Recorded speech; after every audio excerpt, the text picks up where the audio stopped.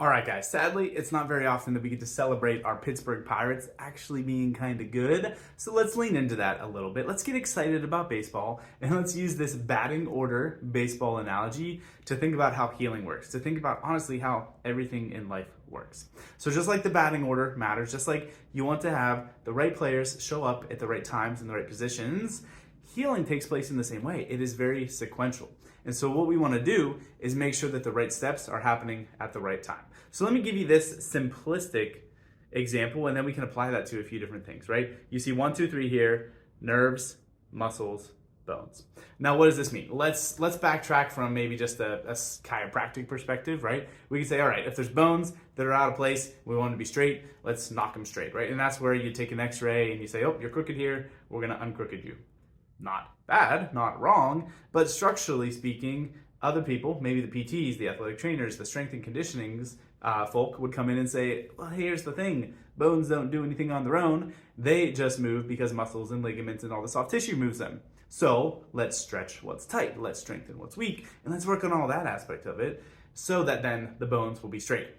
Not wrong either, that's good stuff. We want to care about how we move, we want to care about all those PT rehabby sort of things, but if we take it a step further, the muscles are kind of dumb too. They don't do anything on their own. They just do what, number one, the neurology is telling them to do. So we've got to start by intervening at that neurological level. And this applies to anything, right? If let's think about gut problems, let's think about healing with our GI system. Yes, the food we put in there matters, but that phrase, you are what you eat, it's kind of incomplete. What really is important is you are what you absorb. So if you can't break that food in, if you can't break it down, I should say, and process it and bring it in, it's not doing you any good. All the money you're spending on supplements, all the dietary changes you're trying to make, really the missing piece might be, let's get the regulation of that addressed. Or let's apply it to sensory things or kid challenges. Maybe it's speech, maybe it's sensory processing or developmental delays.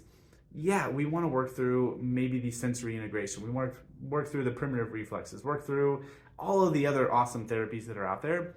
But if we are doing that with a stuck nervous system, if we're doing that in a kid whose sympathetic or stress system is so stuck on that they can't really get into growth and development and healing and processing and developing mode, well, then we're not going to ever really make traction. And that's what we hear from a lot of those parents is because it's good, because those therapies are helpful, they do make a little bit of progress, they do improve a little bit, but then they plateau, they get stuck, and they're still looking for more results. So we got to remember, just like our Pirates are doing great, we can't ignore the batting order. We can't ignore the sequence of healing. Let's start with that neurological piece, and maybe we find out that there is a dietary change that we need to make, or there is a therapy or another intervention that we need to add to that situation. But I promise, more often than not, it's not going to really be as needed. And at the very least, when we do use that extra support and extra help, it's going to go so much faster, and you're going to get better results for it.